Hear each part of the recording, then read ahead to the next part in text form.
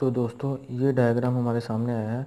तो ये मैं आपको बताऊंगा कि इसकी जो पिन नंबर 1 है वो यहाँ से सीधी आएगी, इस कॉइल के एक सिरे पे होगी और इस कॉइल से होती हुई इस डायोड के एनोड साइड पे होगी।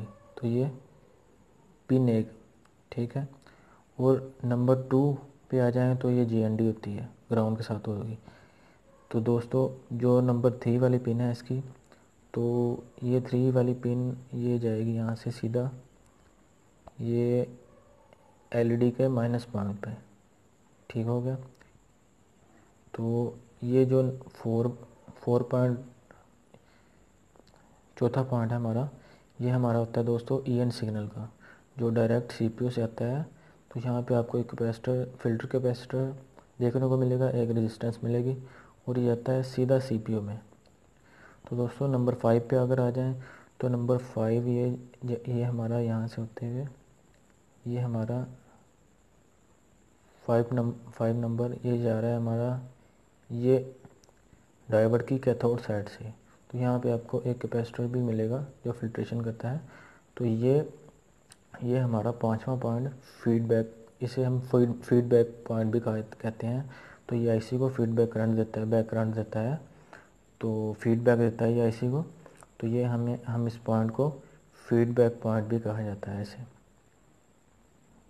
ये जो सीधा आ रहा है। और ये छठे नंबर पर दोस्तों हमारा पॉइंट है VBAT, जो कि डायरेक्ट VBAT जो हमें बैटरी से सप्लाई आती है, तो 3.7 तकरीबन। तो ये सीधा पॉइंट यहाँ पे, ये 6 पॉइंट जो हमारा पॉइंट है ये हमें VBAT की सप्लाई मुहैया करता है।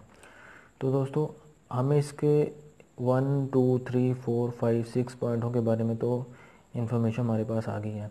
तो अब मैं आपको बताने वाला हूँ कि आपके पास अगर लाइट सेक्शन का कोई फॉल्ट आ जाए तो आपने उसका कैसे सोल्यूशन करना है, आपने फॉल्ट को कैसे डिटेक्ट करना है। तो उसके लिए मैं आपको बताने वाला हूँ, आपने ज़रा गौर से सुनना है दोस्तों।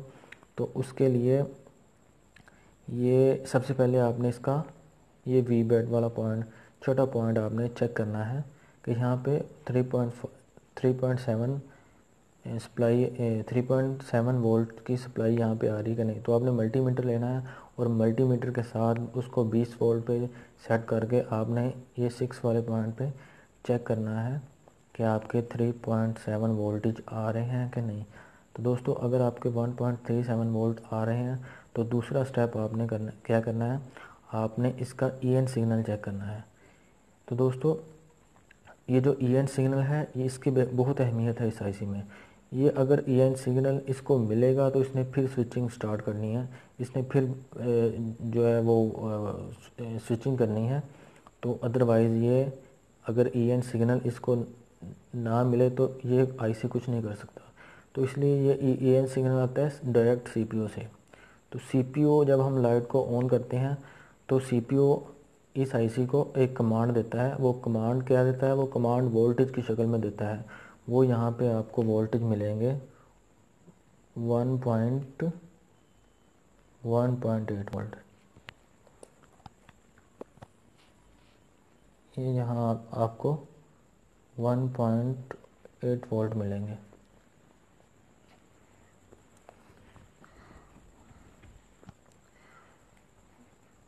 तो ये EN सिग्नल पे हमें 1.8 वोल्टेज, ये हमारा CPU जो है वो हमें वो जब हम लाइट को ऑन करते हैं तो वो हमें कमांड देगा।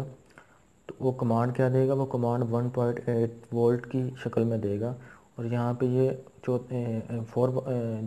फोर पॉइंट पे जब 1.8 वोल्टेज यहाँ पे ये CPU EN सिग्नल की सूरत में देगा तो फिर इसकी स्विचिंग स्टार्ट होगी। स्विचिंग कहाँ से स्टार्ट होगी, स्विचिंग इसकी स्टार्ट होनी है ये 1 पॉइंट, ये 1 नंबर पिन से। तो यहाँ से इसकी ये स्विचिंग पिन भी इसे कहा जाता है 1 नंबर पिन को। तो यहाँ से इसने स्विचिंग करनी है और स्विचिंग करने के बाद ये हमारे कॉइल और ये रेक्टिफाइड डायोड, तो इसने बूस्ट वोल्टेज बनाने हैं। बूस्ट वोल्टेज बनाने के बाद इसने ये एक पिन से ये जाने हैं सीधा एलईडी के पॉजिटिव पॉइंट पे।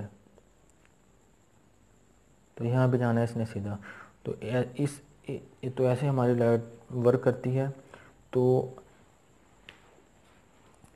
आपने इसकी वोल्ट बैटरी भी आपने चेक कर ली कि यहाँ पे आपके 6 पिन भी आपने चेक कर ली कि यहाँ पे आपके सिग्नल आपके वोल्टेज आपने तो 6 पिन भी यहाँ पे चेक कर ली कि आपके वोल्टेज यहाँ पे 3.7 आ रहे हैं। और EN सिग्नल को भी आपने चेक कर लिया कि आपके यहाँ पे EN सिग्नल भी इसको मिल रहा है, लेकिन आपका बूस्ट वोल्टेज नहीं बन रहा। तो बूस्ट वोल्टेज ये आपके दो चीज़ें हैं जिसने क्रिएट करना है, ये डायोड और ये कॉइल।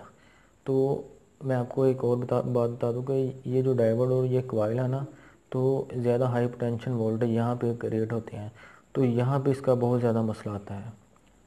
तो इसलिए आपको ये कॉइल और ये डायोड को चेक करना है, इनमें से जो भी ख़राब हुआ तो आपने उसको चेंज कर लेना है।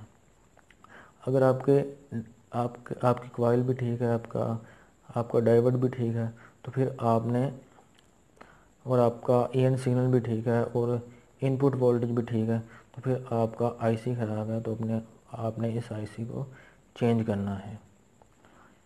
तो दोस्तों, आई होप कि आपको अच्छे तरीके से इसकी समझ आ चुकी होगी। तो